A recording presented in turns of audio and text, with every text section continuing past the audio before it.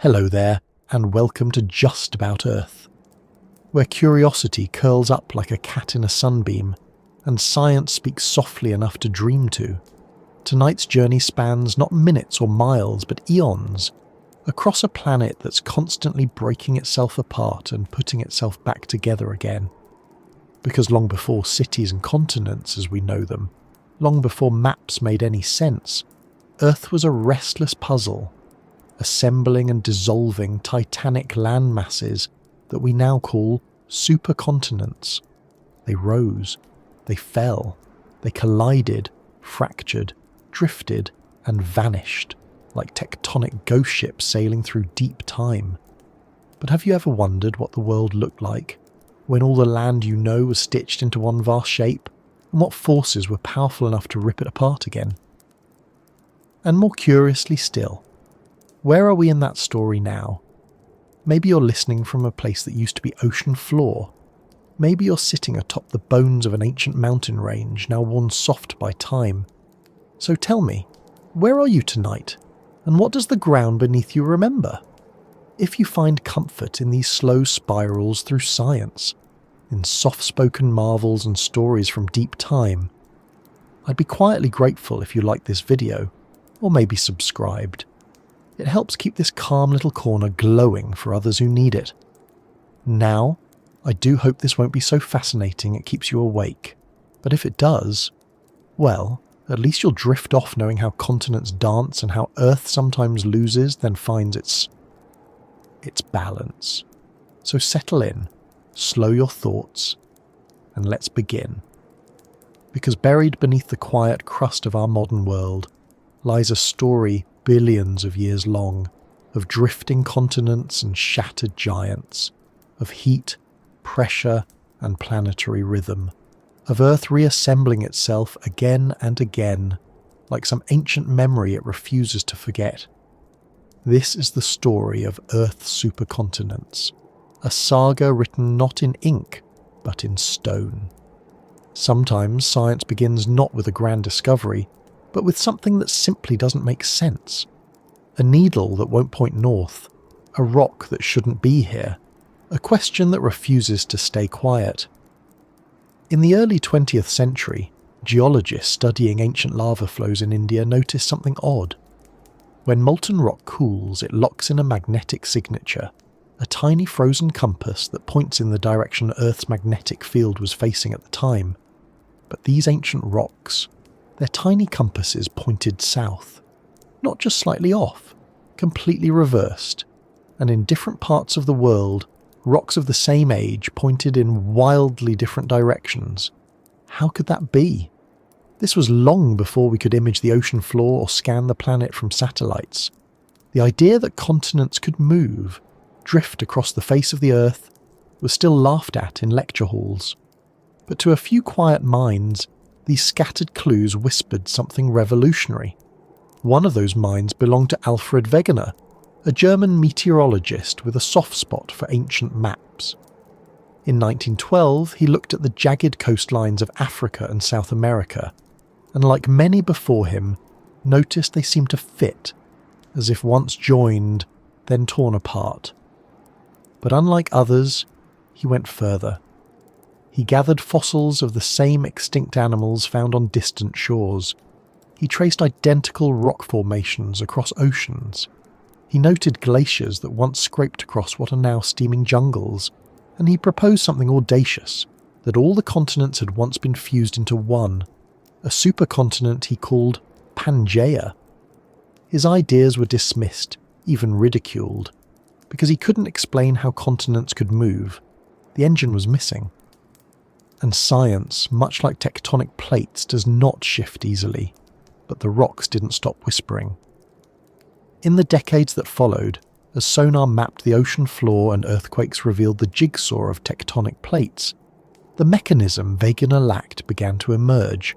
Seafloor spreading, subduction zones, mantle convection, the slow grinding ballet of plate tectonics. His ghost was vindicated, and the idea of moving continents went from fantasy to fundamental. But that revelation opened an even deeper mystery. If continents could move, What else had they done? How many times had they come together? How many times had they broken apart? What came before Pangaea? The answer, it turned out, was stranger than anyone had guessed. Pangaea, as vast and dramatic as it was not the first. Earth has likely formed and destroyed multiple supercontinents, some with names pulled from ancient tongues, others only known through scattered evidence, half lost to the grinding of time.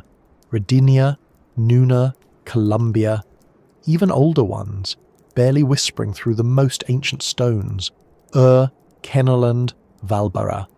Each one born of collision, of fire, of pressure, each one shattered by forces deep within the earth, their remains scattered, buried, eroded, and reforged. Continents, after all, are not permanent. They drift, they collide, they break, they sink, they rise again. And here's where the compass returns. In the 1950s and 60s, as geophysicists collected magnetic signatures from rocks around the world, they began to build ancient maps, not of geography, but of orientation, a kind of magnetic cartography. By comparing the magnetic direction and tilt in rocks of the same age from different continents, scientists could reverse engineer their past positions. What emerged was breathtaking.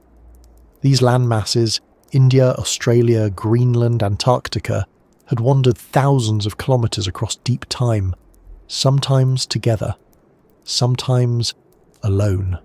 And at various points they'd all been part of something larger, something unified. But the trail wasn't always clear. Tectonic motion is relentless. Oceans open and close. Mountains rise and crumble. Crust is recycled into the mantle. Much of Earth's oldest history has been chewed and rewritten by the planet itself, and yet some traces remain. In the Canadian Shield, some of the world's oldest rocks, over 4 billion years old, still sit, silent and dense, survivors of unimaginable pressures. In Western Australia, zircons, tiny time capsules of crystal, have been dated to 4.4 billion years. They tell us that continental crust, stable and buoyant, has existed for almost as long as the planet itself. But it was mobile, always mobile. And that motion, the slow churn of tectonic plates driven by heat from the Earth's core, is what makes supercontinents inevitable. It's not a question of if, but when. Because continents float on the mantle like rafts on a restless sea, and the forces beneath them, subduction dragging plates downward, mantle plumes rising like fire from below, ensure that land is never still. Sometimes these rafts drift apart, other times they slam together. Over hundreds of millions of years, this motion drives the assembly of supercontinents, massive landmasses stretching pole to pole, altering climates, oceans, and the very rhythm of life. And then, eventually, those same forces pull them apart. The Earth, it seems, breathes in continents. Inhale, fusion. Exhale, fragmentation. The cycle may take hundreds of millions of years, but the pattern is clear, and it has shaped everything, from the placement of forests to the rise of mass extinctions. And so, in a quiet lab, a researcher stares at a rock split open to reveal ripple marks, the ghost of a shallow sea that vanished billions of years ago. Across the world, a satellite image reveals a rift valley, the first crack of a new ocean being born. And somewhere, deep beneath our feet, the slow push and pull continues. Modern scientists armed with GPS, seismic data, magnetic readings, and ancient minerals continue to piece together this drifting puzzle. It's not just geology, it's planetary memory. Earth keeps a record in layers, folds, scars, and in those records the rise and fall of supercontinents is written again and again. Once, long before Pangaea, there was Rodinia, a supercontinent that existed over 1 billion years ago. It gathered most of Earth's land into a single mass centred near the equator. Imagine deserts and glaciers side by side. Imagine life, primitive and struggling, clinging to coastlines under a pale sun. Rodinia eventually broke apart. The details are still debated, but its fall likely set the stage for one of the most profound ice ages in Earth's history, the Snowball Earth. And before Rodinia, Nuna, before Nuna, Columbia. Their stories are more fragmented, their trails colder. But with each magnetic measurement, each mineral analysis, each new model of plate motion, we begin to see the pattern.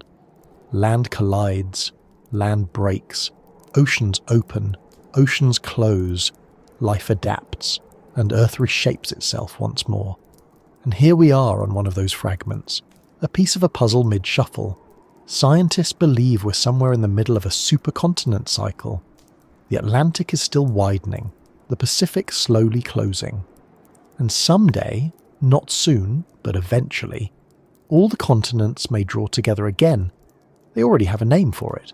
Pangaea Proxima, a future supercontinent, its shape uncertain, its timing debated. Maybe 200 million years from now, maybe more. A land where New York might sit beside Morocco, where Antarctica might bloom with forests again, where the Himalayas are ground down and new mountains rise from fresh collisions, and someone, or something, might look at that map and wonder what the world looked like before it all came together. They might ask how it fell apart, and the rocks will still remember. Imagine the Earth, not as we know it now, but as it once was, alien, raw, and half familiar, like a dream remembered sideways. No cities, no trees, no footprints, only wind and water, stone and fire. The sky a deeper blue, or sometimes a choking red, depending on what the planet had just been through. The oceans vast, roiling with minerals and life too small to see. Continents, if they existed, were unrecognisable, broken stumps of land scattered across the globe, still forming their identities. This was Earth long before the first known supercontinent, a world where the crust was thinner, hotter, and more fragile, cracked like cooling glass. Volcanic arcs stitched the seafloor, and newborn islands bubbled up from underwater vents. Here, under a heavy sky and amidst chaotic chemistry, the planet's first land masses slowly began to emerge. But land, in those early days, didn't mean dry and habitable. It meant battered, sun-blasted rock, rising briefly above the waves only to be worn back down by acid rain and relentless tides. These proto-continents were small and scattered, like freckles on the face of a boiling planet. They were not yet unified, but they were persistent, and they held something precious: stability. Earth's crust comes in two flavours, oceanic and continental. Oceanic crust is dense, dark, and heavy. It sinks, it gets recycled, it's born and destroyed within a couple 100 million years like disposable dinnerware. But continental crust, it floats. It's lighter, thicker, and far more ancient. The land you stand on today might be billions of years old. It has survived impacts, floods, fire, and frost. It is the library of Earth's memory. The formation of this continental crust was no small feat. It required a precise recipe: heat from within, water to lubricate the melting, and enough time for minerals to rearrange themselves into something buoyant. Over hundreds of millions of years, these blocks of crust, called cratons, began to cluster, bumping into one another, fusing, stretching, colliding. They were the seeds of the first supercontinents. We call one of these ancient assemblies Valba. It formed over 3 billion years ago and is thought to be Earth's earliest known supercontinent. Though super might be generous. It was likely smaller than modern-day Asia. But for its time, it was monumental. Life then was simple, microbial. Single-celled organisms clustered in mats along the shorelines, producing oxygen and slowly, painfully poisoning the world that created them. The great oxygenation event was still a whisper in the wind. Above, The ski may have been rust-coloured, tinted by methane and volcanic dust. Below, the oceans were green and iron-rich, churning with life that would never leave a fossil. The land was barren, battered by ultraviolet radiation, and the air thick with gases we couldn't breathe. But life didn't care. It persisted, quietly, endlessly. Over time, Valbera broke apart, its fragments wandering across the globe. In its wake came Kenorland, a larger landmass that formed around 2.7 billion years ago. Imagine standing on its edge, a vast, desolate expanse of volcanic plains and shallow seas, the wind howling over rock formations that would someday become parts of Canada, Australia and Scandinavia. Stromatolites, layered microbial structures, built slow, domed cities in tidal flats, exhaling oxygen into a planet still learning to breathe. By this time, oxygen was beginning to accumulate in the atmosphere, a side effect of photosynthesis. And though we tend to think of oxygen as life-giving, it was, in that moment, a toxin. Many ancient microbes perished as their world changed. Others adapted. Some retreated underground or into anaerobic niches where oxygen couldn't reach. It was the first great extinction, a biochemical betrayal, and yet it paved the way for what came next. Kenorland eventually split, torn apart by internal heat and tectonic stress. The rift zones that opened up became new ocean basins, and the drifting fragments went on to form parts of later supercontinents. And so the cycle continued: assembly, breakup, wandering, and reunion. Next came Columbia, also called Nuna, depending on which geologist you ask. Around 1.8 billion years ago, this supercontinent gathered much of Earth's land into a single sprawling mass. The planet was cooling. The mantle had settled into a more predictable convection pattern. Tectonic movement slowed just enough for large continents to stick together longer. Columbia was home to some of the oldest known mountain-building events, collisions that created ancient ranges now worn down to stubs. These uplifts pushed rocks deep into the Earth, triggering metamorphic transformations, recycling crust, and reshaping the landscape. It's here we see the first signs of a stable supercontinent cycle, an Earth breathing in and out, slowly, rhythmically, like a sleeping giant. But even giants shift in their dreams. Columbia eventually fractured, giving way to Rodinia around 1 billion years ago. Rodinia was vast and equatorial, a ring-shaped supercontinent that may have surrounded a central ocean. Life in this era was still microscopic, but increasingly complex. Eukaryotic cells, those with nuclei, had evolved. Multicellularity was stirring in the primordial soup. And yet, Rodinia's formation may have set the stage for disaster. Massive mountain ranges formed along its edges, weathering under the assault of rain and wind. This weathering pulled carbon dioxide out of the atmosphere, a natural thermostat, and as CO2 levels dropped, global temperatures plummeted. The oceans began to freeze. Ice crept from the poles toward the equator. Some models suggest that glaciers reached the tropics, and that the planet froze over almost entirely. This was Snowball Earth, and though it sounds apocalyptic, this deep freeze may have pushed life to innovate. Trapped beneath the ice, in pockets of liquid water near hydrothermal vents or under thin equatorial belts, organisms endured. They adapted. They evolved. And when the ice finally melted, triggered perhaps by volcanic CO2 emissions, the Earth bloomed with new possibilities. Following Rodinia's collapse around 750 million years ago came the rise of smaller shifting continents. They reassembled into Pannotia, a short-lived supercontinent that existed around 600 million years ago. And then finally, after another long cycle of drift and convergence, came Pangaea. Pangaea is the most famous of Earth's supercontinents, not because it was the largest or the first, but because its legacy is easiest to see. Its breakup gave us the modern arrangement of continents. Its formation caused massive climate shifts, the rise and fall of sea levels, and the assembly of vast interior deserts. It influenced evolution, migration, and extinction, and we still live in its shadow. But let's return for a moment to those ancient worlds. Imagine the twilight sky over Kenorland, the stars brighter than we've ever seen, without light pollution, without even an atmosphere we'd recognise. Auroras shimmer across the sky, triggered by a magnetic field still finding its shape. The ocean laps against barren rocks, and beneath the surface the slow dance of tectonic plates carries continents inch by inch toward union. Imagine standing on Rodinia's coast, looking inland at jagged peaks and endless plateaus. The air is cooler, thinner. The planet is quiet but not still. Beneath your feet the mantle pulses with heat. Volcanic eruptions lace the horizon with fire, and in tide pools nearby, life multiplies, undisturbed by eyes, unobserved by thought.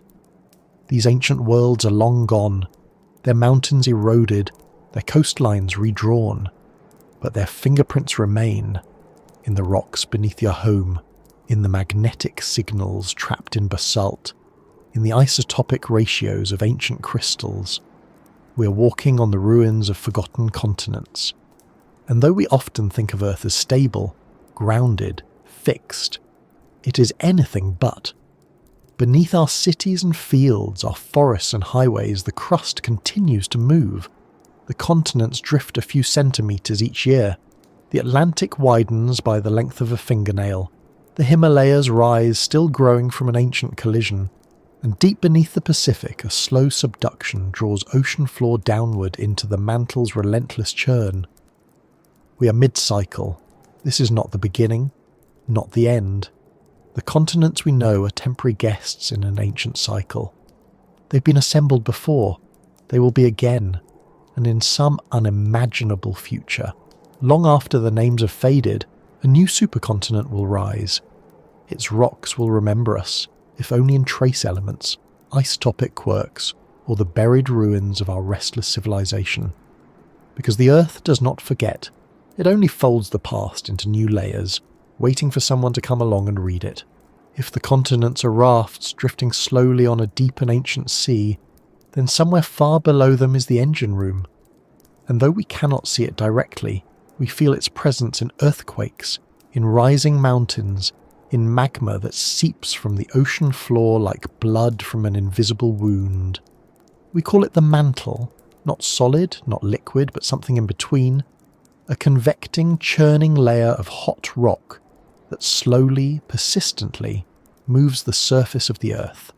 This is the mechanism, the slow grind of mantle convection, driven by heat escaping from Earth's core. It is not sudden. It does not roar. It breathes, heat rises, rock flows, plates shift, and through that shifting comes a kind of planetary origami, folding and unfolding land over hundreds of millions of years. This engine is not constant in its speed or pattern. It pulses. Sometimes it flows in narrow currents, sometimes in broader upwellings, and in certain places great plumes of hot material rise from deep within the mantle, super plumes, like slow-motion geysers.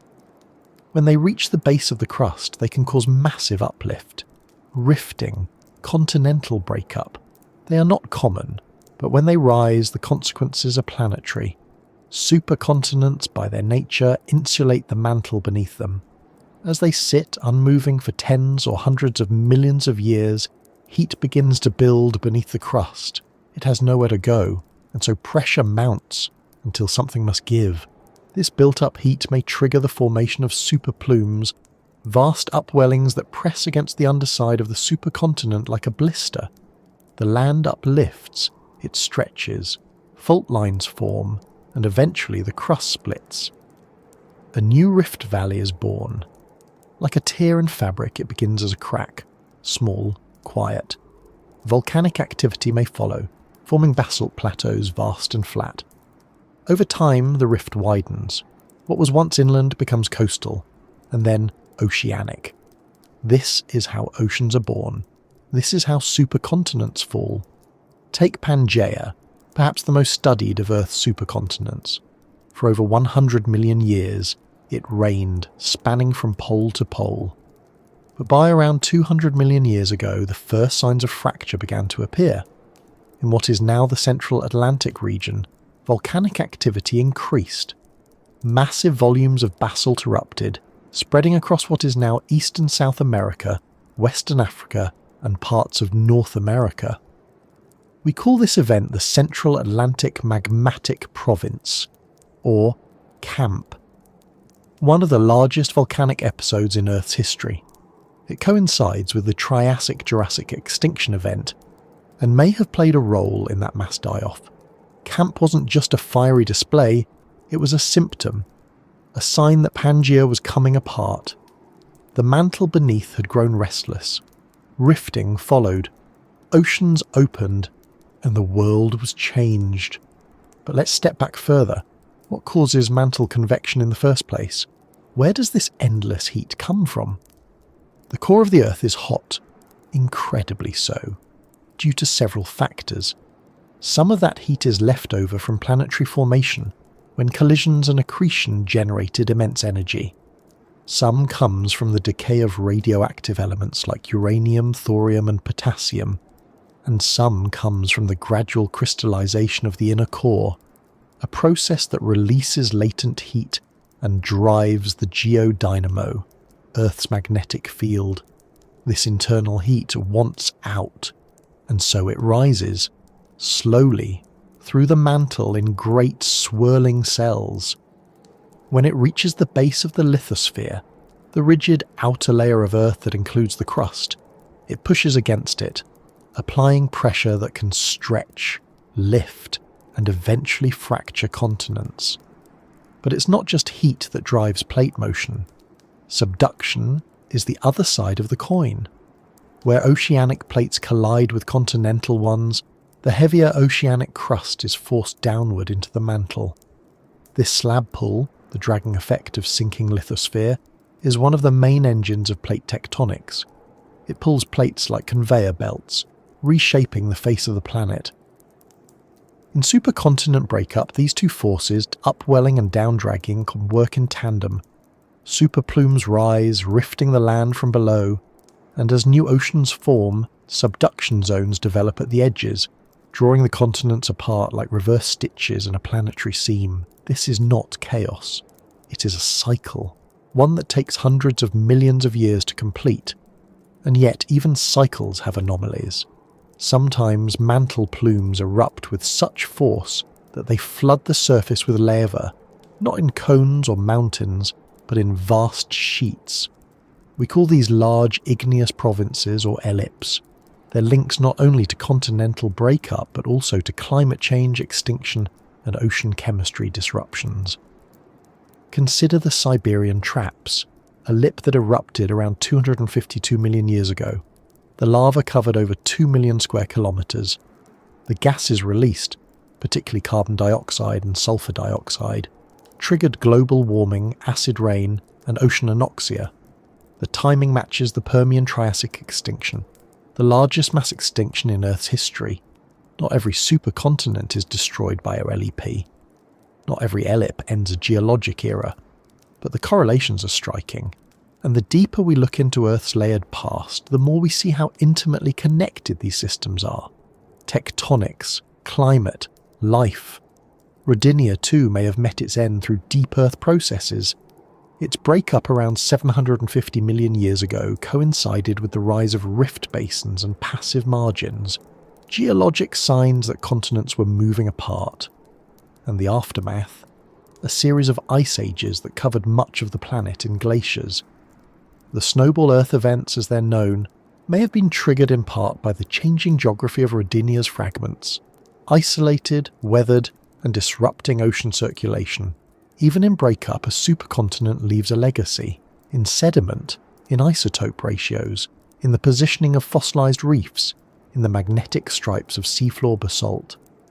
The story is told again and again, like a song the planet keeps humming to itself, hoping someone will listen. And someone always does. Scientists with rock hammers and seismic arrays, with spectrometers and satellite data, trace the lines of ancient rifts. They model convection patterns. They simulate the behaviour of superplumes.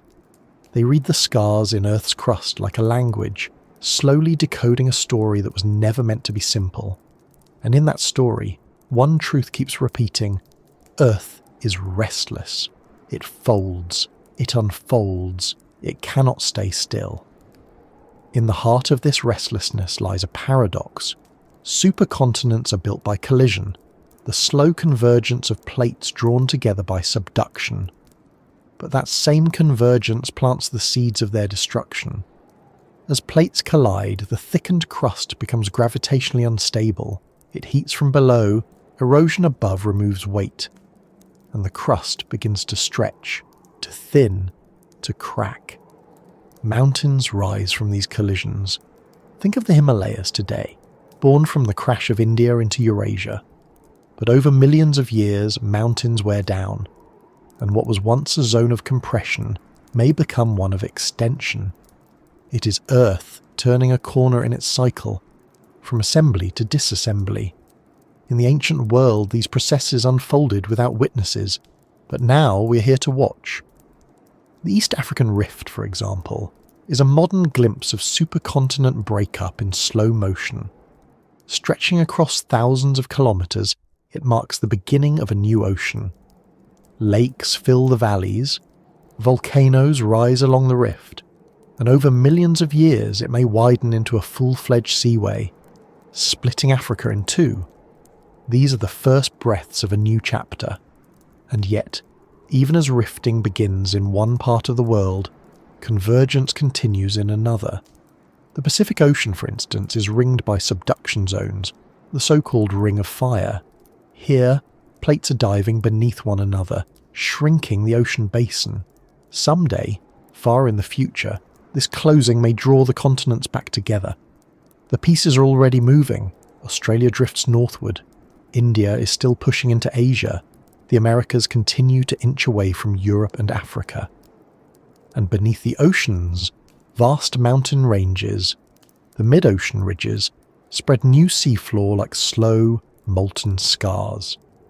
The process is continuous, relentless, and ultimately cyclical. The supercontinent cycle, also called the Wilson cycle, spans roughly 300 to 500 million years. It's not perfectly regular, but the pattern, formation, breakup, dispersal, and reassembly, holds across deep time, and this cycle affects more than just geography. As continents assemble, they alter ocean currents and atmospheric circulation, climates shift, deserts bloom, glaciers form. When they break apart, new coastlines emerge. Biodiversity explodes along shallow seas. Isolation drives evolution. Migration patterns change. Life adapts or disappears. Mass extinctions often cluster near the boundaries of supercontinent cycles. Not because continents are inherently deadly, but because their formation and breakup reshape the environment in profound ways, changing sea levels, triggering volcanism, altering ocean chemistry. And through all of it, the rocks keep recording. Tiny magnetic grains point the way. Isotopes trace the chemistry of vanished seas. Zircon crystals mark the timing of collisions. And somewhere in a lab, someone reads those clues. A message from a planet that speaks in stone. The next supercontinent, whether we call it Pangaea Proxima, Novo Pangaea, or Orica, is likely already forming. Not in the next millennium or even the next million years, but the motions are underway. The groundwork is being laid in silent subduction zones and widening rift valleys. The Earth is writing its next chapter, and we, briefly, get to turn the page. When we look at the crust beneath our feet, we are not looking at permanence. We are standing on a moment, a transient arrangement of atoms and pressure, balanced atop forces deeper than imagination. This land we live on has been sea before. It will be sea again. And yet, for now, it holds us. So the next time you see a map, consider it a snapshot. a single frame in a film that spans billions of years. The continents you see are wandering, the mountains breathing, the plates beneath us alive with slow, grinding intent. And somewhere, deep below, the mantle stirs. When a supercontinent begins to break, it doesn't simply fall apart like dry clay in the sun. It unravels with force, with fire, with chemistry. The pieces don't drift quietly. They scrape and scream and spill heat into the air, stirring the atmosphere, rewriting the oceans and sending shockwaves through every layer of the biosphere. Because when continents fracture, the consequences ripple outward. New rift valleys open like scars. Magma rises to fill the gaps, releasing gases, carbon dioxide, sulfur dioxide, methane. At the surface, volcanic plateaus spread wide and deep, reshaping landscapes, suffocating life with ash, and altering the balance of gases that regulate climate. But that's only the beginning. The splitting of a supercontinent exposes vast new coastlines. Where once the land was locked and interior, dry and continental, it now touches the ocean. Weather patterns shift. Warm, moist air from the sea begins to reach inland. Rivers find new paths. Erosion increases. Nutrients are flushed from the land into the sea.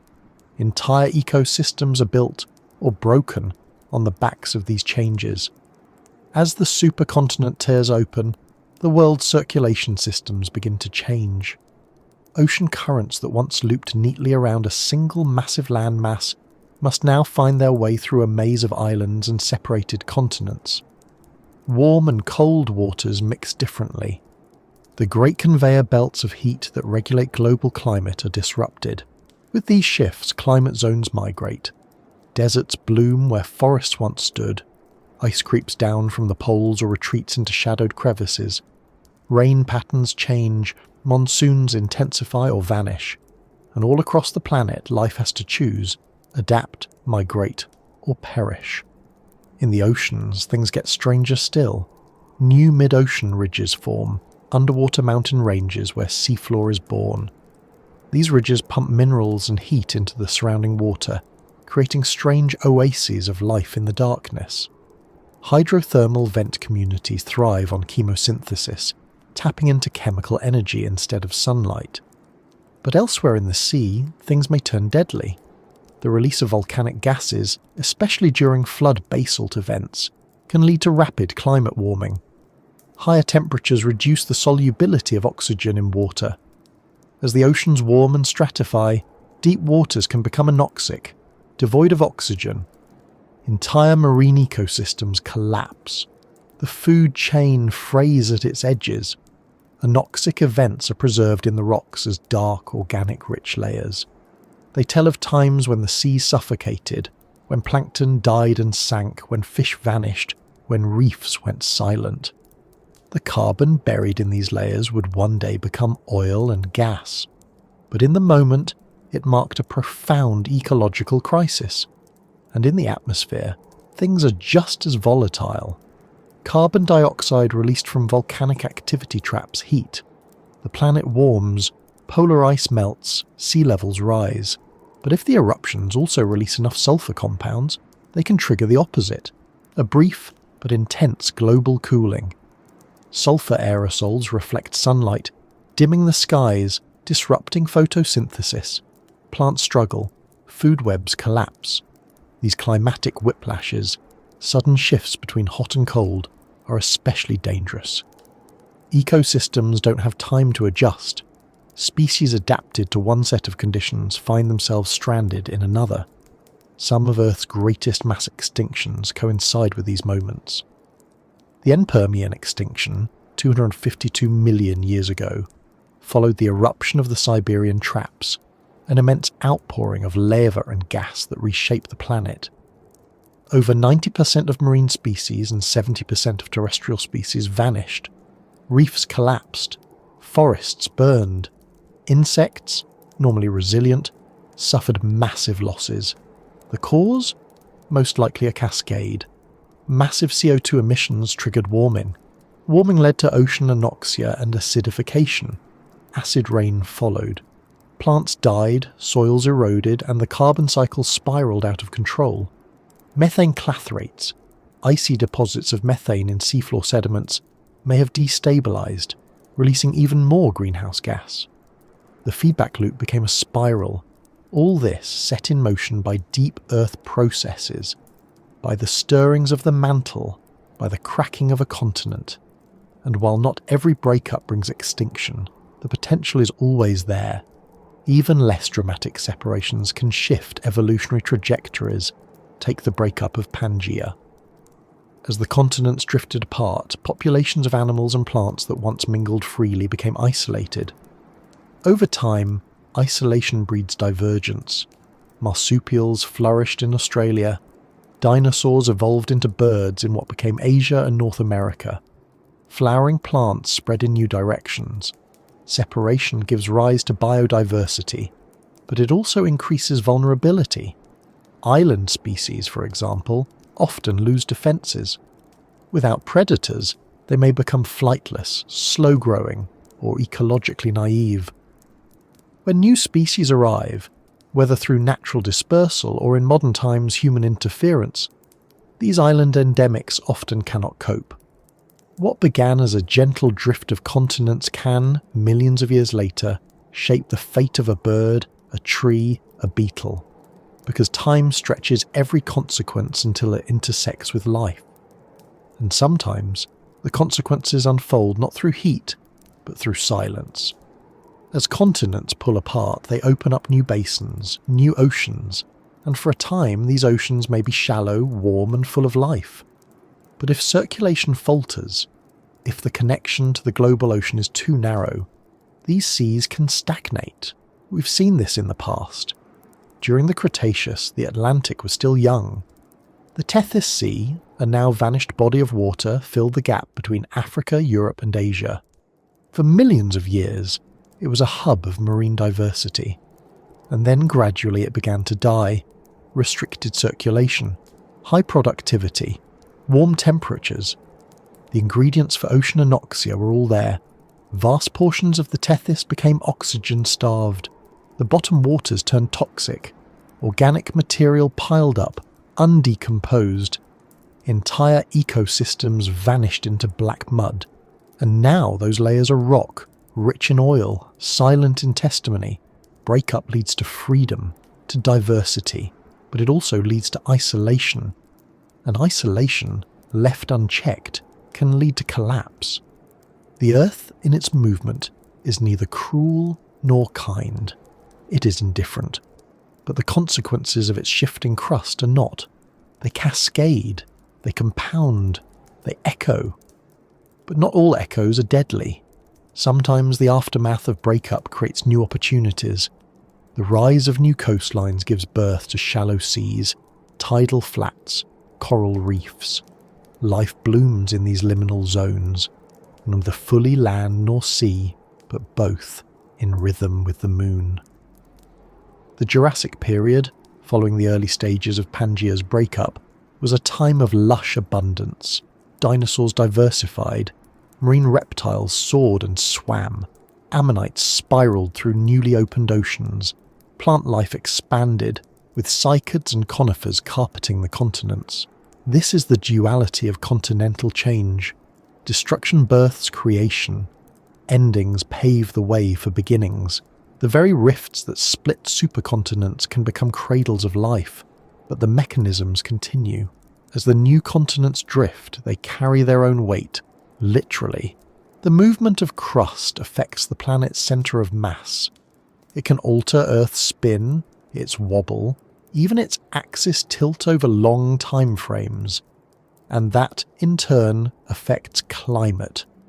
Milankovitch cycles, long-term variations in Earth's orbit and axial tilt, are influenced not just by celestial mechanics, but subtly by tectonic shifts.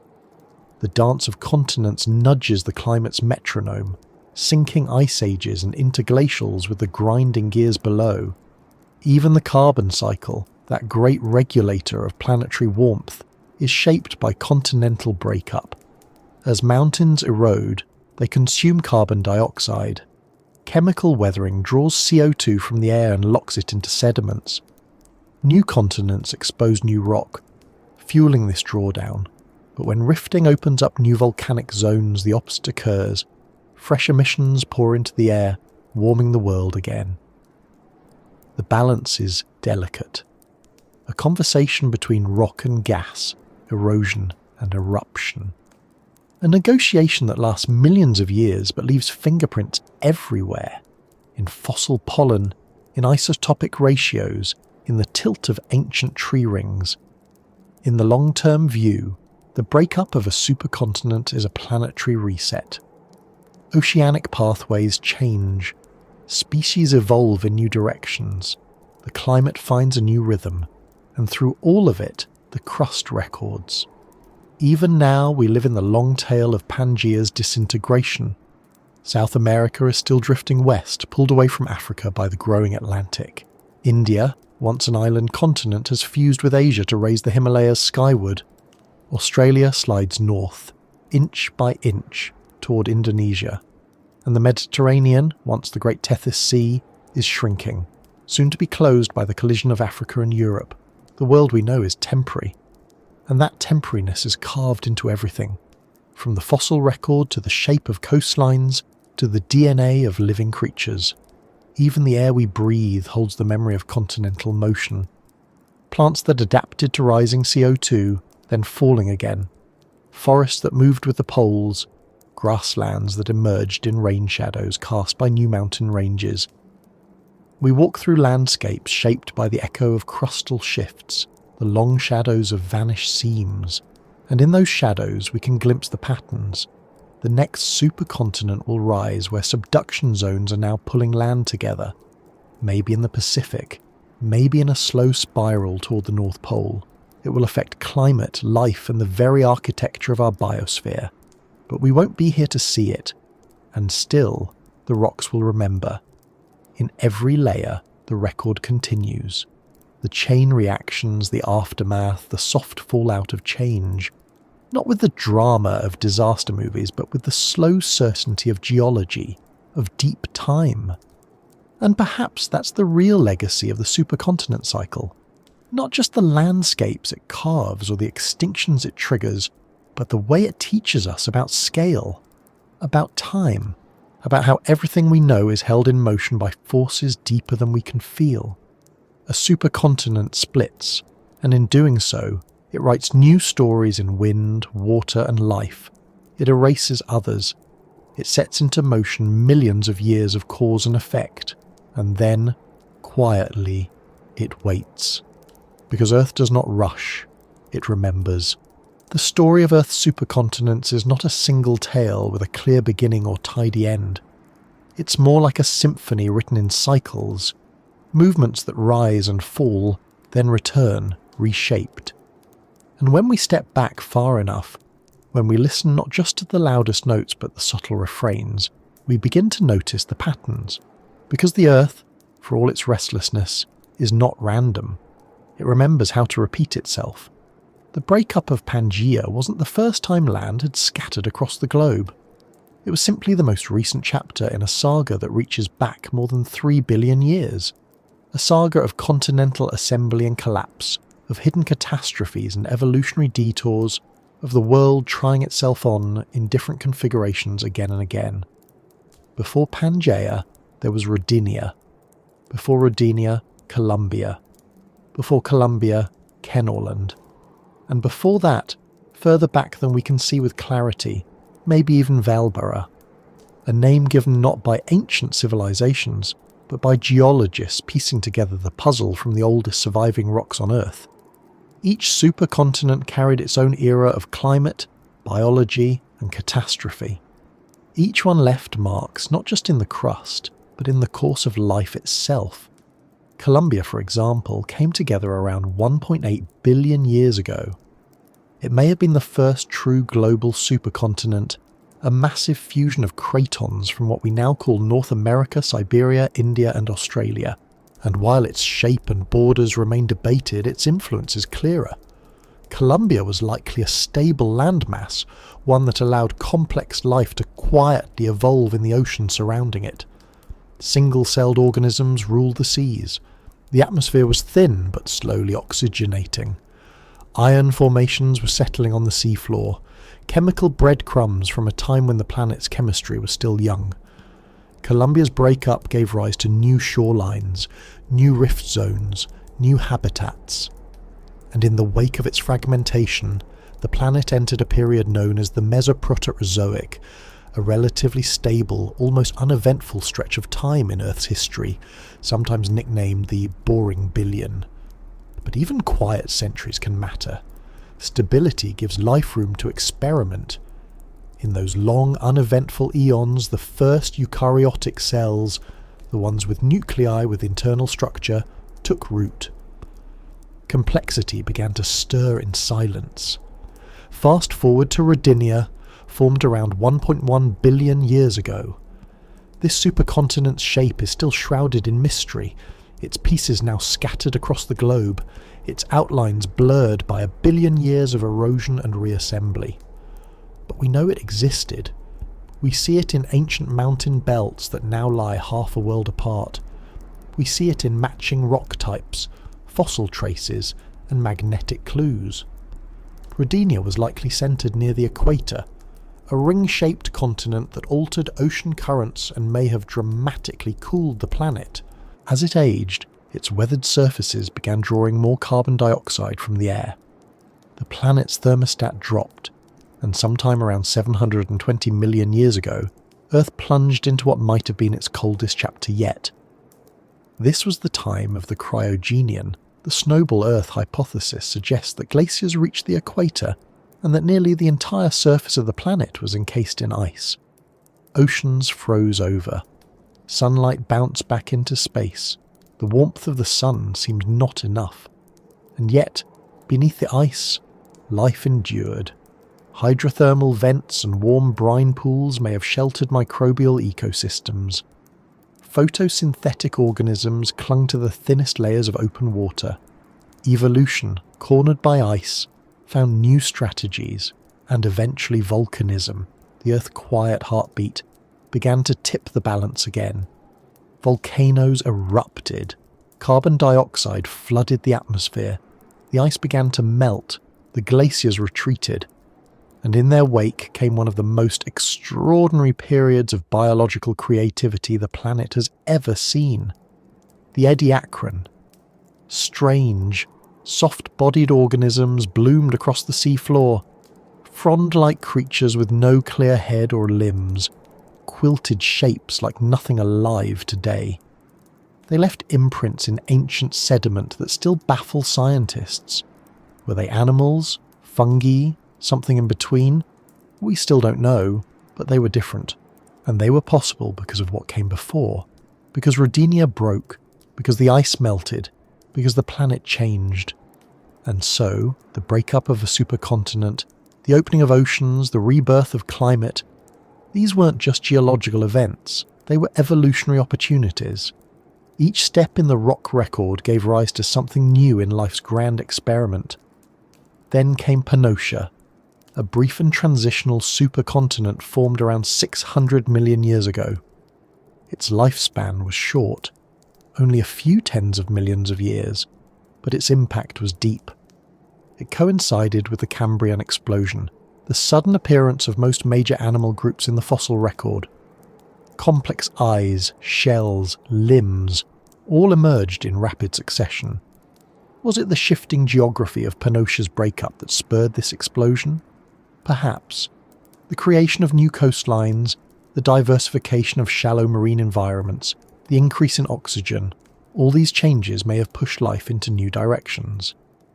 We see, again and again, that evolution and geology are not separate. They are partners in the same long story. The Carboniferous period, hundreds of millions of years later, was another such turning point. Pangaea was forming. Continents collided, pushing up the vast central Pangaean mountains. Inland basins filled with water and decaying plant matter. Massive swamp forests covered what is now Europe and North America. Giant insects hovered in thick, oxygen-rich air. Amphibians grew large. And as the supercontinent formed, these wetlands became vast carbon sinks. Trees died, fell, were buried, their carbon stored underground, and that carbon, compressed over time, became the coal that would later fuel an industrial revolution. The seeds of modern civilization, in a strange sense, were planted in the swampy margins of a supercontinent still coming together. But as always, the same forces that build will eventually tear down. Pangaea's completion marked a moment of relative unity, one landmass spanning from pole to pole, and yet its existence caused deserts to expand in its arid interior. Rainfall struggled to reach the centre of the continent.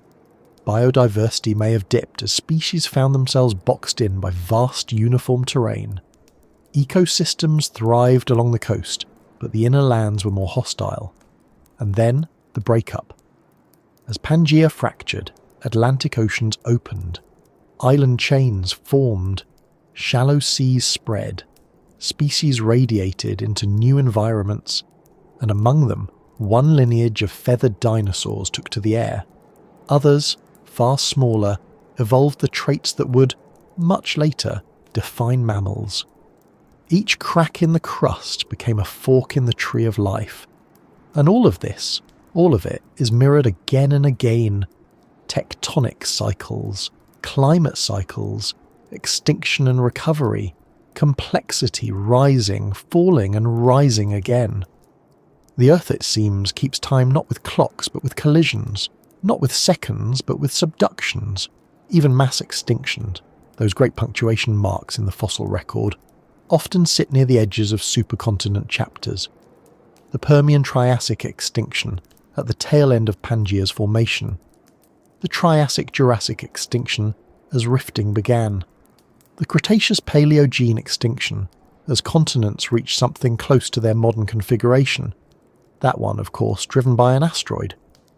But even the placement of that asteroid's impact, its influence on global circulation, on ocean chemistry, all were shaped by the world's geography. Deep time doesn't forget. And if the Earth has done all this before, it will do it again. A future supercontinent waits, unformed but inevitable.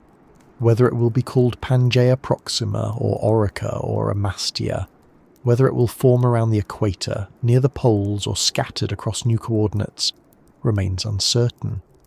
Models differ. The future is fluid, but the cycle continues. The Atlantic, for now, is widening, but the Pacific, rimmed by subduction zones, is shrinking. Island arcs may merge into continents. Australia will crash further into Southeast Asia. The Mediterranean will close. New mountain ranges will rise. The dance is slow, but it does not pause. And in that far future, life, whatever shape it takes, will face a new world, new climates, new evolutionary pressures, perhaps a new mass extinction, perhaps a new blooming, perhaps both. The past shows us that these are not anomalies, they are ingredients. The Earth is not static. It is not settled. It is dynamic, cyclical, alive in its own deep rhythm. And though our time on it is brief, a single brushstroke on the canvas of geological history, we are here during one of its breaths. We live between the fragments of a broken supercontinent, walking on crust that once sat at the heart of ancient empires of stone. We build cities on what was once ocean floor. We plant gardens on the backs of mountain ranges worn flat by time, and the air we breathe, the seasons we feel, the land we call home, all were shaped by cycles that began long before memory. So if it feels like everything is moving, it's because it is, slowly, steadily, with purpose beyond comprehension. Tectonic plates shift, oceans open and close, life comes and goes, and above it all the planet continues to turn. Every ancient story has its modern echo, and the story of Earth's drifting continents, of colliding lands and vanished oceans, found its voice again not in the thunder of volcanoes, but in quiet observations, strange maps, and scientists who dared to listen when the rocks whispered something no one else believed. It begins, perhaps, not with a seismograph or a satellite image, but with a simple question. Why do the edges of continents look like they once belonged together? For centuries, this observation was little more than a curiosity, a parlour trick of cartography. People would run their fingers along the jagged coast of South America and note how it seemed to slot into West Africa, like puzzle pieces misplaced. It was uncanny, but coincidence was the favoured explanation. Continents, after all, were thought to be fixed, as ancient and unmoving as the heavens. But then came Alfred Wegener, a German meteorologist by trade, not a geologist, and that perhaps is why he saw things differently. He wasn't weighed down by the orthodoxies of the field. He looked at the Earth as a system, weather, air, oceans and rock all interacting. And in 1912 he proposed something extraordinary. The continents had once been joined together in a single landmass he called Pangaea, and had since drifted apart. To most of the scientific community it was absurd. He had no engine, no mechanism, only a theory stitched together from curious patterns, identical fossils found on opposite sides of oceans, matching rock layers separated by continents, glacial scars in now tropical lands. It was suggestive, yes, compelling even, but to many it sounded too much like speculative fiction. And yet, Wegener persisted. He wrote books, gave lectures, published data. His arguments were elegant, if incomplete, but he was ridiculed in his lifetime, called naive, accused of cherry-picking. His ideas were relegated to the fringe, more curiosity than science. He died in 1930 on an expedition to Greenland, still seeking evidence to support his theory, his body buried beneath the ice of a land that itself had once been part of something far larger. And still, the rocks waited. They held their secrets patiently, as they always do, until someone asked the right questions in the right way. It wasn't until the mid-20th century, after the trauma of 2 world wars, when new technologies, sonar mapping, radiometric dating, paleomagnetism, finally caught up with Wegener's vision. Scientists began to map the ocean floor in unprecedented detail, revealing a jagged undersea mountain range that wrapped around the globe like a seam, the mid-ocean ridge. And there, something startling was found. The rocks on either side of this ridge were mirror images, magnetically reversed in perfect symmetry. As molten rock emerged and cooled, it captured the direction of Earth's magnetic field at that moment. And since the field occasionally flips, these rocks preserved a barcode of time. This discovery, magnetic striping, proved that new crust was being created at the ridges, pushing older crust away in both directions. The ocean floor was moving, and if the oceans could grow, then the continents could shift. What had once been speculation was now a mechanism, and that mechanism was named plate tectonics. Suddenly the continents weren't static relics. They were passengers on vast slabs of lithosphere, floating atop a convecting mantle. The theory rewrote geology almost overnight. Mountains made sense. Earthquakes had logic. Volcanoes drew their lines along the edges of plates, and Wegener, long dismissed, was posthumously vindicated. But it wasn't just one man's idea that broke through. It was a chorus. Geologists like Arthur Holmes had quietly argued for convection currents in the Mantle.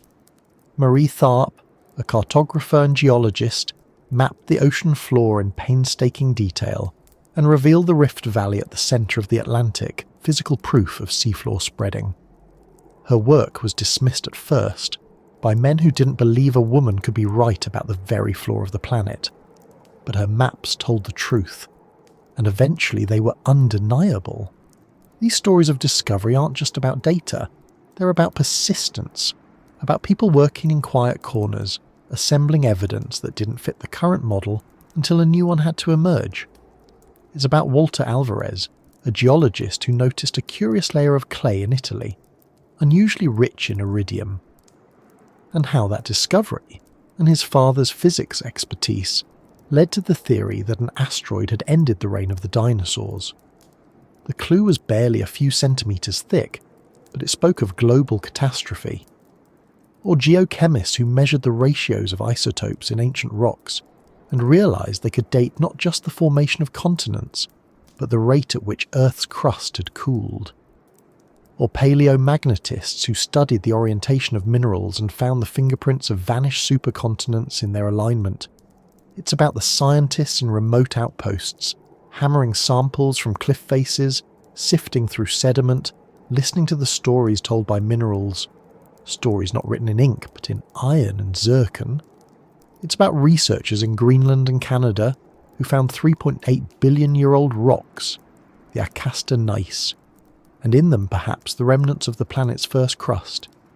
It's about the discovery of 4.4 billion-year-old zircon crystals in the Jack Hills of Western Australia, the oldest known material on Earth. Inside those crystals are tiny worlds, inclusions, isotopic ratios, and scars of ancient heat. From those crystals, we know that Earth had continental crust when it was still a newborn. We know that water may have existed, perhaps even oceans, when the surface was still under heavy bombardment. We know that stability came early, even if it didn't stay long. Each discovery is a lantern in deep time, casting light on moments we can never witness, but can still, somehow, touch. And then there are the forgotten voices, the ones left out of textbooks, the indigenous knowledge holders who spoke of changing lands and long-forgotten floods, of mountains that once moved, of coastlines that were not always where they are now. Oral histories passed down for thousands of years that sometimes echo what science has only recently confirmed. Not all knowledge wears a lab coat, and still the story continues. Today, satellites measure plate motion with millimetre precision. GPS stations anchored in bedrock show that Los Angeles is inching closer to San Francisco. The Atlantic is growing. The Himalayas are still rising. Deep in the oceans, seismic sensors detect tremors where new crust is born. Supercomputers model the flow of the mantle, the drift of continents, the future shape of Earth's surface. And still, the rocks come in, carried by researchers, analysed in labs, dated, catalogued, archived. We know more than we ever have, and yet the puzzle is still missing pieces. Because the further back we go, the fewer clues remain. Subduction destroys, erosion erases. The Earth is both author and editor of its own story, and sometimes it chooses to rewrite. And so, modern geologists become detectives, piecing together a case with missing witnesses and faded evidence. They follow the scars, ancient sutures where continents once collided. They trace the trails of minerals formed only in the heat of mountain building. They compare fossil records across now distant lands to reconstruct past proximity. They name the unnameable, supercontinents that existed before names existed. Nuna, Rodinia, Pannotia, Columbia, Valbara. Some names are shared across cultures, some are debated. All are placeholders for something vast, concepts too big for words, too slow for memory, too beautiful in their impermanence. And with every drill core, every seismic scan, every lab report that begins with anomalous results, a little more of Earth's memory comes into focus. But perhaps the most profound discoveries are not the names or dates, but the patterns, that continents move, that they assemble and break apart, that this movement shapes everything, from weather to extinction to evolution, that the world we live in is not fixed, but part of an ongoing choreography. This realization is not just scientific, it is philosophical, because it reminds us how recent we are, how young, how temporary. Civilizations rise on the backs of ancient mountains, unaware that they were once ocean floor. Languages evolve and die out on land that used to be part of a different world. Religions are born, cities fall, borders change, and beneath it all, the continents continue their silent drift. And through it all, someone is watching. On a windswept plateau in Namibia, a geologist maps ripples frozen in stone, ancient waves from a sea long gone. In a quiet lab in Japan, a researcher crushes zircon grains to isolate the isotopes that tell time better than any clock. In a field station in British Columbia, a paleontologist brushes dust from a trilobite, a creature that once scuttled across the seafloor when the world was shaped like nothing we now recognise. These are the custodians of deep time. They work not for fame or fortune, but for understanding. They chase whispers in the rock. They reconstruct worlds that no longer exist, not because they hope to live there, but because knowing them makes the present more profound. And in doing so, they remind us that we are part of something unimaginably large. This Earth, with its shifting plates and breathing mantle, is not just a stage for our lives. It is a character in its own story, and we, briefly, are lucky enough to read a few pages. The next supercontinent is already forming, not tomorrow, not next century, but inevitably. The cycle will continue, the continents will drift, the ocean basins will change, and maybe, someday, a future species will study the scars we've left behind. Our roads, our tunnels, our landfills, our quarries, the isotopes in our bones, the carbon in our atmosphere. They will read us as we read the rocks, a species caught in time making maps of a world already in motion. And they too will ask, who are these people? And they too will find their answers, layer by layer, clue by clue, because the Earth never forgets, it only buries, until someone remembers to look. The deeper you want to go in Earth's history, the quieter the trail becomes. Deep time doesn't leave neat breadcrumbs, it leaves chemistry, it leaves alignment, it leaves tiny shifts in atomic structure and subtle patterns in radioactive decay. And it takes a particular kind of patience, a quiet reverence for measurement, to hear what that silence is saying. Because to trace the rise and fall of supercontinents, to follow the slow drift of a craton across half a globe, you need more than maps. You need minerals, pulses, isotopes, tools that don't just look at rocks, but listen to them at the atomic level. Start with one of the most precise instruments we have, zircon. Zircon is a small, resilient crystal, a timekeeper forged in the heat of igneous rock. It contains uranium, which slowly decays into lead at a predictable rate. When a zircon crystal forms, it traps uranium atoms in its structure, but excludes lead. Any lead found in the crystal must be the product of radioactive decay, and by measuring the ratio of uranium to lead, scientists can calculate its age with extraordinary accuracy. This is called UPB dating, and it's one of the bedrocks, quite literally, of geochronology. Zircons are robust. They survive metamorphism. They resist weathering. They can be recycled through multiple rock cycles and still preserve their original age. They are, in a way, the memory chips of the Earth, and some of the oldest ones ever found date back 4.4 billion years. The Jack Hill zircons, discovered in Western Australia, are among the most ancient materials we know of on this planet. Inside their tiny lattice structures are isotopic clues that suggest the presence of liquid water, and possibly even early continental crust, when the Earth was still wrapped in fire and constantly bombarded from above. From these crystals we learn that continents, or at least proto-continents, formed astonishingly early, and that supercontinent cycles may stretch even further back than we dared assume. But zircon is only one voice in the chorus. Another is paleomagnetism, the study of Earth's past magnetic field, locked in the alignment of minerals as lava cools. When volcanic rock solidifies, tiny iron-rich minerals like magnetite align themselves with the direction of Earth's magnetic field at that time. It's like a compass frozen mid-thought. By collecting and analysing these rocks, often from widely scattered locations, geologists can reconstruct not only the direction the continent was facing, but its latitude and relative position. Over decades, these magnetic signatures have allowed researchers to build apparent polar wander paths, curves that trace a continent's motion over geologic time. When the curves from different continents are aligned and overlaid, they can show when and where those continents were joined, forming the ghostly outlines of vanished supercontinents. This work is meticulous, and it's often muddy. Rocks are disturbed, overprinted, weathered. Tectonic movement and metamorphism can scramble the signals. Scientists must sort true readings from false positives, like trying to reconstruct a melody from a warped vinyl record. And yet, patterns emerge.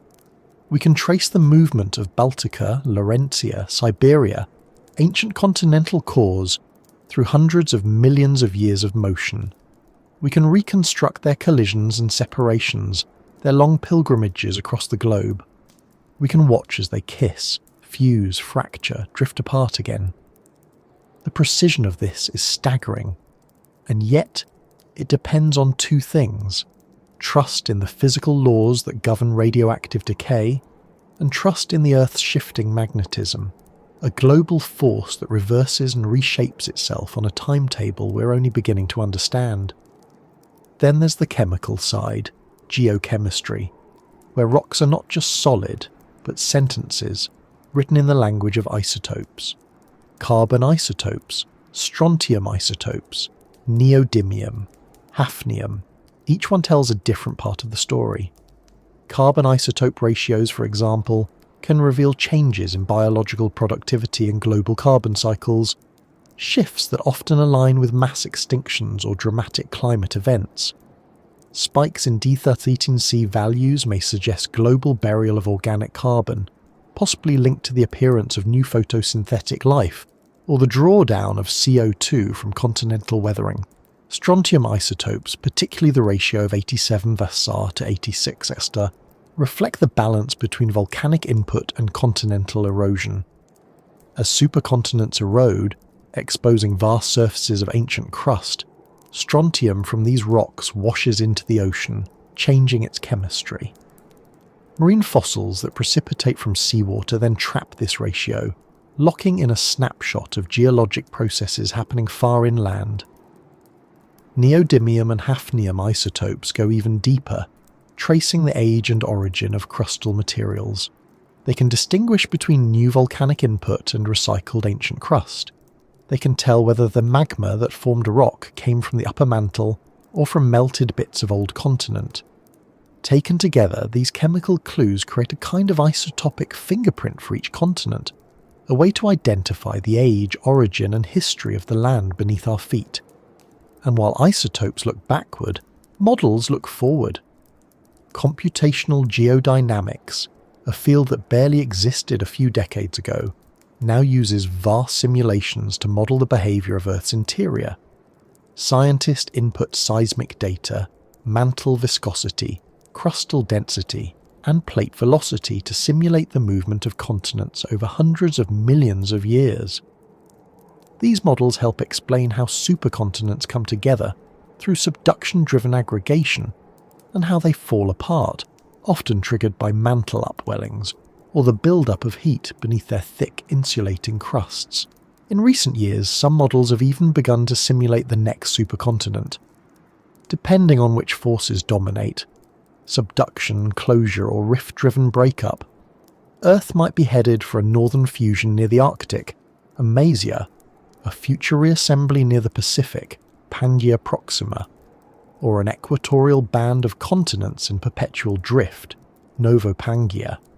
Each possibility is a dance of variables, and none are certain, but the modelling is improving, and the better we understand mantle convection, the more clearly we see how surface land masses are mere shadows of a deeper, hotter logic. Beneath the crust, seismic tomography offers a kind of MRI scan of the planet.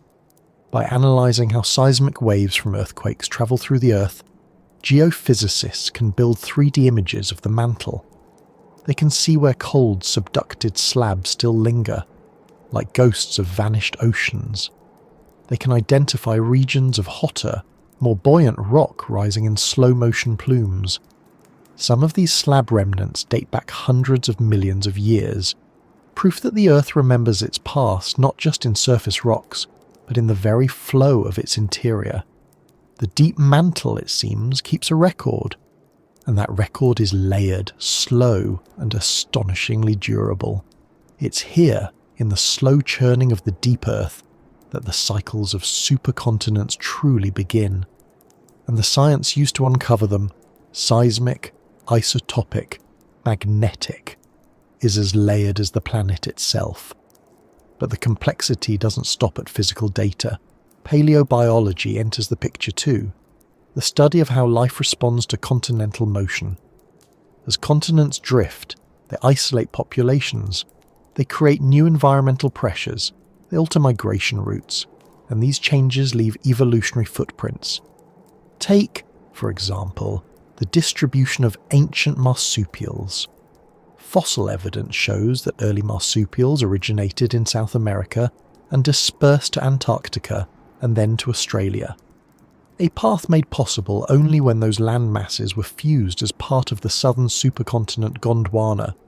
Or consider the fossil distribution of Glossopteris, a seed fern from the Permian period. Its remains are found across India, Antarctica, South America, Africa, and Australia. A living passport of Pangaea's southern half. Paleobiogeography, the mapping of fossil life, offers soft confirmation of what hard rocks have already suggested. But sometimes, the fossils come first. Sometimes, a paleontologist finds an unexpected species, and the geologist has to re-examine the continent's positions to explain it. This interplay between life and land is one of the quiet triumphs of Earth science. And now, even genetics has entered the field. Molecular clocks, methods for estimating the time of evolutionary divergence based on DNA mutation rates, are being cross-referenced with geological data. If a species split at a certain time and the continents were separating during that window, a correlation forms. DNA, like rock, holds memory, and yet, as advanced as our tools become, the most profound revelations often come from the simplest observations. A mineral that shouldn't be there. A rock layer out of place. A magnetic signature that flips direction for no reason. Science is an art of noticing. And each new clue, no matter how small, can shift the timeline of a billion-year cycle. But this is not just a story of methods. It's a story of calibration, of trust. We must trust that uranium decays at a constant rate, and cross-check that against other decay systems. We must believe that magnetite minerals align reliably with Earth's field, and confirm that alignment with GPS data and satellite readings. We must model the Earth's interior, and then test those models against the scars we find on the crust. The field is humble because it has to be. The Earth is not eager to reveal itself, and we are easily fooled. Mistakes have been made, timelines adjusted, supercontinents proposed and then revised or renamed. Science, at its best, is a conversation across generations. One researcher refining the work of another, across time as vast as the timelines they study.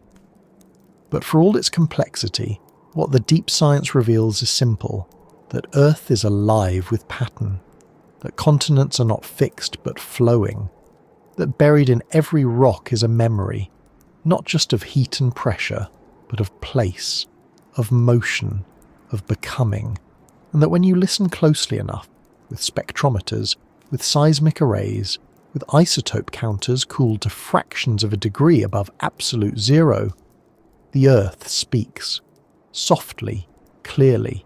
It says, I am not what I was. I will not be what I am. And in that transformation, or that endless motion of crust and heat and silence, it holds a lesson older than language. Nothing stays. Everything becomes. The Earth never truly stops changing, but sometimes it pauses. After the violence of a breakup, after the gas and ash, the melted stone and broken cycles comes a hush. Ecosystems that once teemed with life stand silent. Food chains collapse. Species vanish without fossil or farewell. And in that eerie stillness, something stirs again. Because recovery, like extinction, is part of the rhythm.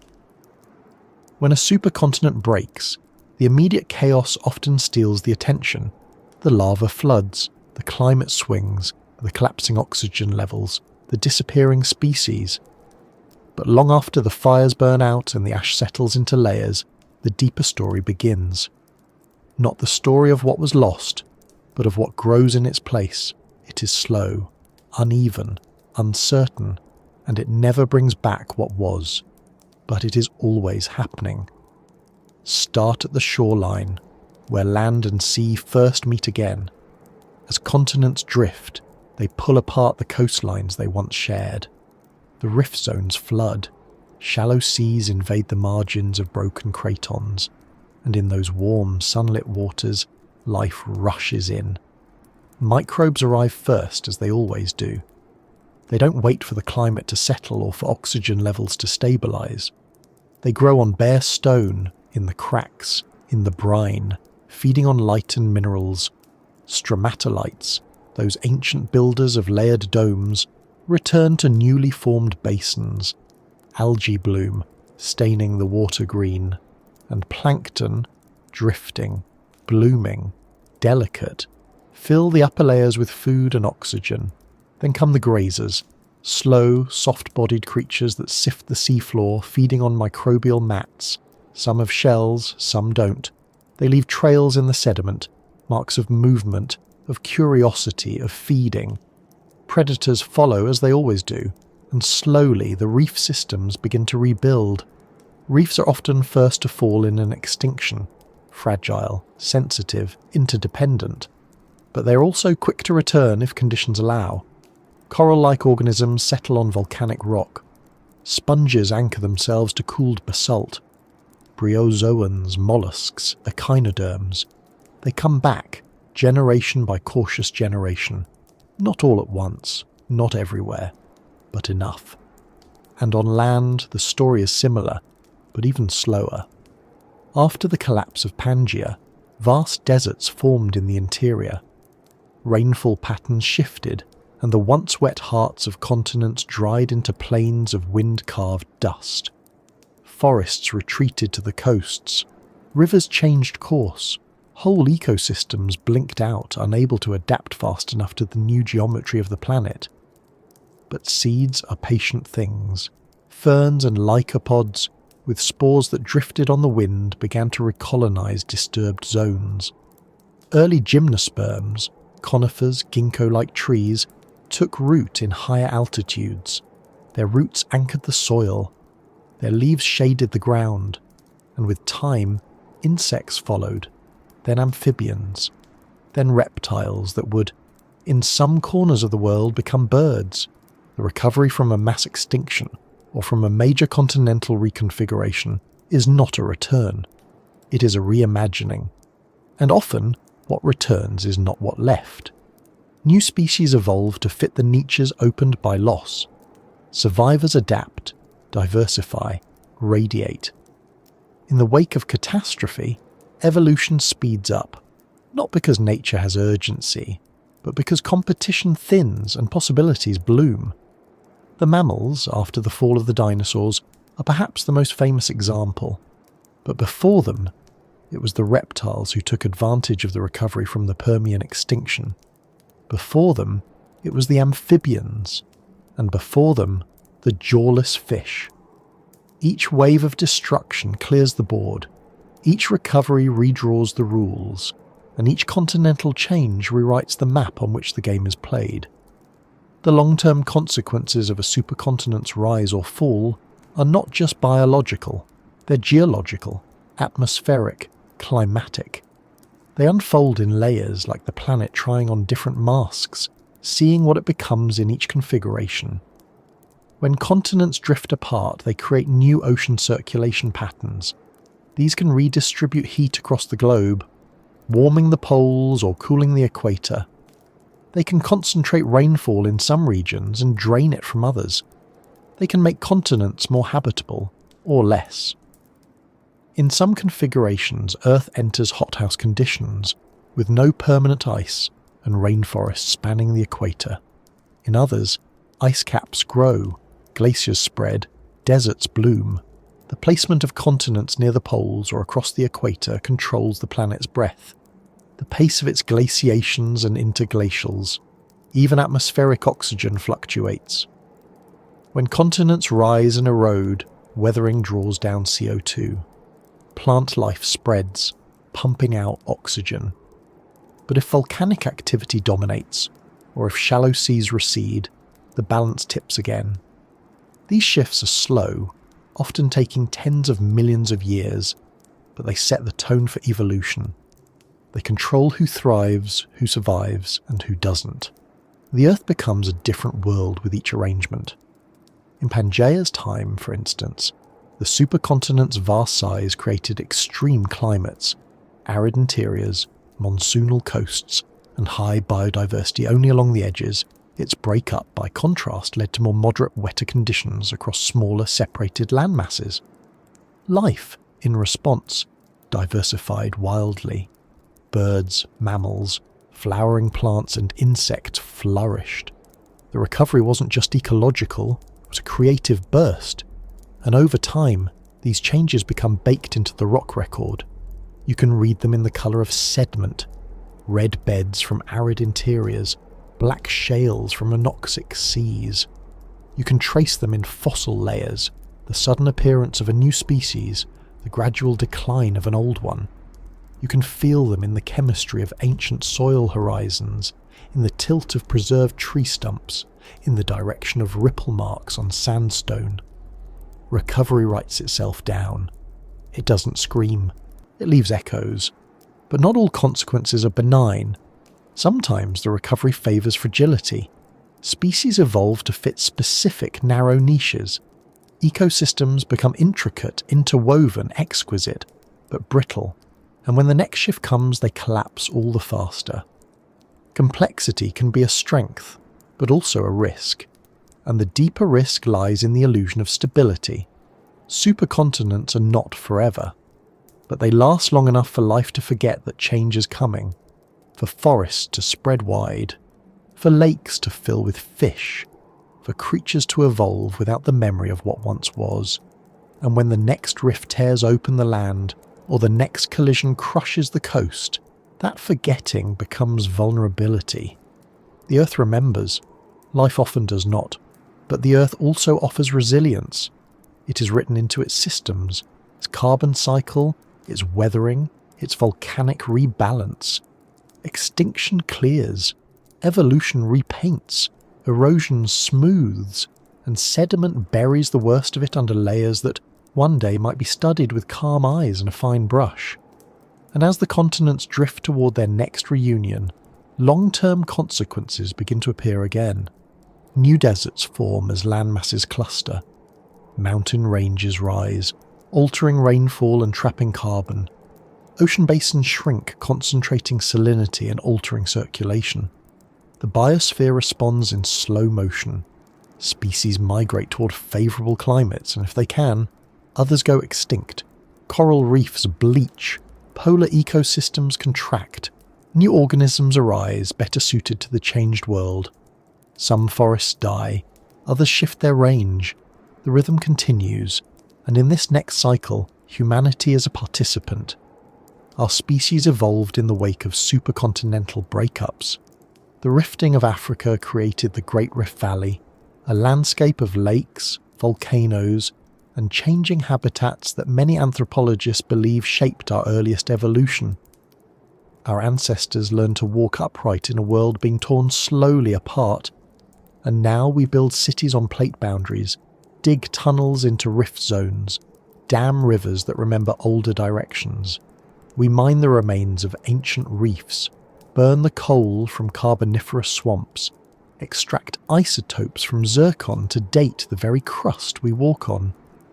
We are part of the consequences. Our climate is changing not from tectonics alone, but from what we've done with the gifts tectonics gave us. Oil, coal, fertile plains. We've rewritten carbon cycles in centuries instead of millennia. We've shifted extinction rates. And yet, the Earth is still moving under our feet. oblivious to our haste. The next supercontinent will come whether we are here to name it or not. But we are here now, and we are living through a moment in between what was shattered and what will form again. A moment shaped by the slow recovery from ancient trauma and the slow onset of new patterns. And so we inherit a world sculpted by loss and resilience. A world that has known silence and bloom, fracture and reunion, extinction and rebirth. The ground we stand on is not stable, but healing. And that healing is still happening. In the forests regrowing over ancient rifts. In the coral adapting to warmer, more acidic seas. In the birds that fill ecological roles left behind by vanished species. In the crust still shifting, inch by inch, towards something new. Because recovery never stops. It only changes its shape. And that may be the Earth's greatest secret, not its power to destroy, but its patience in rebuilding. Not the drama of eruption, but the quiet of return. And in that quiet, life always finds a way back, even after the world ends. The ground beneath us is not still. It only pretends to be. Beneath the sidewalks and subways, beneath the mountains we name and the oceans we fear, the planet is in quiet motion. Continents drift, plates shift, oceans open and close, mountain ranges rise and are ground down like chalk under rain. And even as we build lives that feel permanent, homes, cities, nations, we're standing on a surface that is only passing through. In deep time, there is no permanence, only pattern, and yet we are pattern-seeking creatures. We build meaning out of change.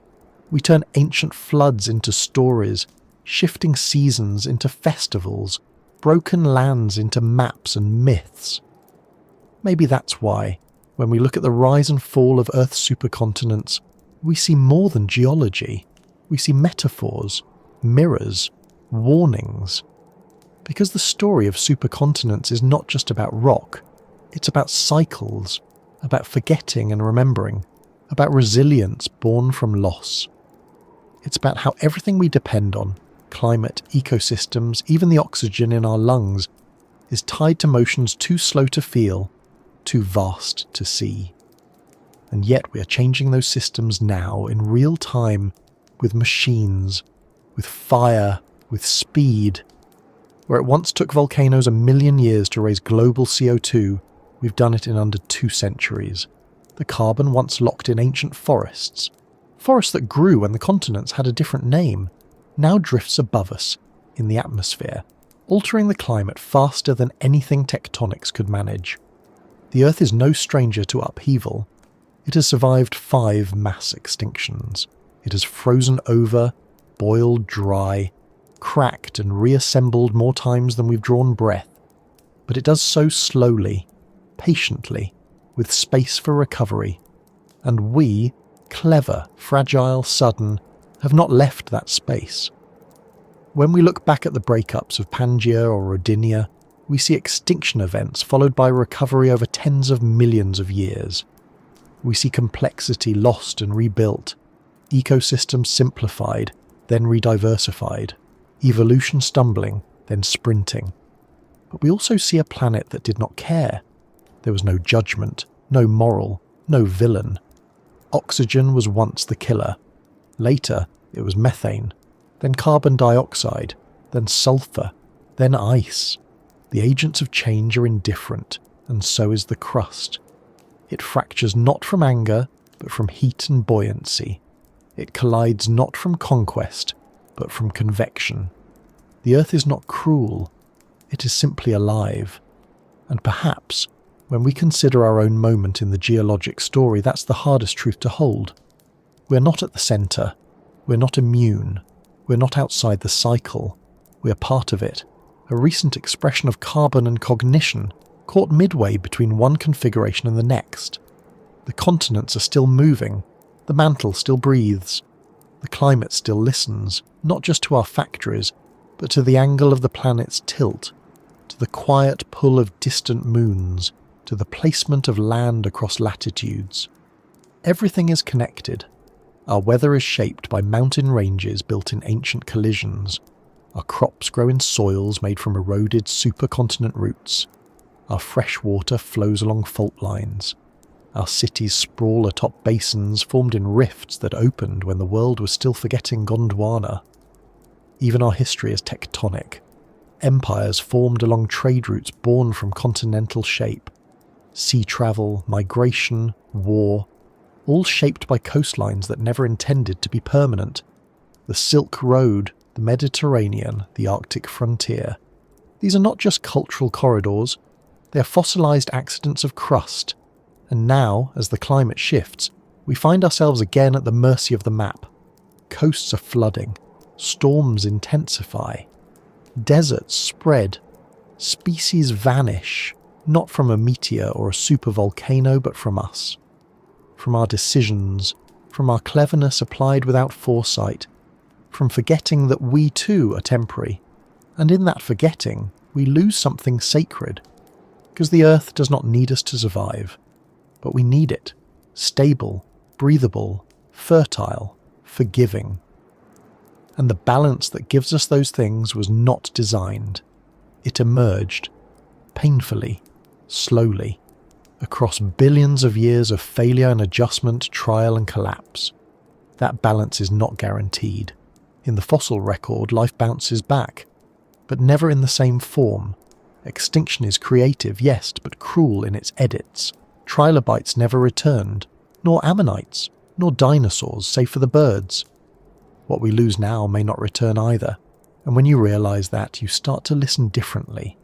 To the forests, the insects, the water, to the scientists kneeling beside outcrops, reading the shape of ancient waves in stone, to the wind that shaped this valley before we were born. We are the first species to understand plate tectonics, to know why the continents move, to look at a mountain and understand not just its height, but its origin, to see Earth not as fixed, but as a living system of feedback loops and fragile equilibriums. We know more than we ever have, and still, we're learning what it means to live with that knowledge. Perhaps it means realising that change is not always progress, that growth without balance invites collapse, that the planet will outlive us, but that doesn't mean we should treat it as disposable. Perhaps it means seeing a storm not as weather, but as conversation, between ocean temperatures and atmospheric pressure shaped by continents we didn't choose. Perhaps it means humility, or hope, or both. Because while we cannot stop tectonics, and we cannot undo extinction, we can choose how we move through this moment. We can choose to be a species that listens, one that remembers the cost of forgetting, one that writes itself into the next chapter not as a catastrophe, but as a caretaker. We are not separate from the Earth systems, we are their latest expression, and perhaps, if we are careful, we won't be their last. So we stand now, on the broken pieces of Gondwana and Pangaea and Rodinia, breathing air that once filled trilobite lungs, drinking water that once touched the backs of dinosaurs, watching stars that once shone over supercontinents whose names we'll never know. And it is all still in motion. The next supercontinent waits in silence, forming slowly beneath our feet. It will come, as all the others have, and it will bring new climates, new coastlines, new challenges, for whatever life remains to meet them. Maybe it will not be us, but maybe the mark we leave, in carbon, in stone, in story, will be one of reverence, not regret. And maybe, just maybe, we are the first voice in the history of this planet to say, we see the pattern, we hear the rhythm, we understand what's at stake, and we choose to care. Thank you for drifting through deep time with me. You've just travelled billions of years, not with rockets or time machines, but with imagination and a willingness to listen to stone. From ancient mountain ranges to vanished oceans, from supercontinents to scattered islands, this planet has been telling stories for longer than anything with a voice. And tonight, we listened. If you're still here, half awake, half dreaming, I hope this moment has left a trace. Not the kind you'll write down, but the kind that lingers. a sense of scale, a slowness, a gentle reminder that even the ground beneath your feet is in motion. If you found this soothing, or strange, or simply beautiful, I'd be honoured if you'd like this video or subscribe to Just About Earth. We tell stories like this often, soft-spoken epics about the planet, the cosmos, and the curious creatures living in between. And if there's a question tugging at you, about a fossil, a climate, a continent, leave a comment. I read them, I follow them. They shape where we go next. Next time, we might follow a drop of water through the hydrologic cycle, or fall into the folds of the Appalachian Mountains, or chase oxygen through mass extinctions. Wherever it is, I promise it'll be slow and thoughtful and wrapped in wonder. Until then, rest well. This was Just About Earth, and I'll see you softly in the next rotation.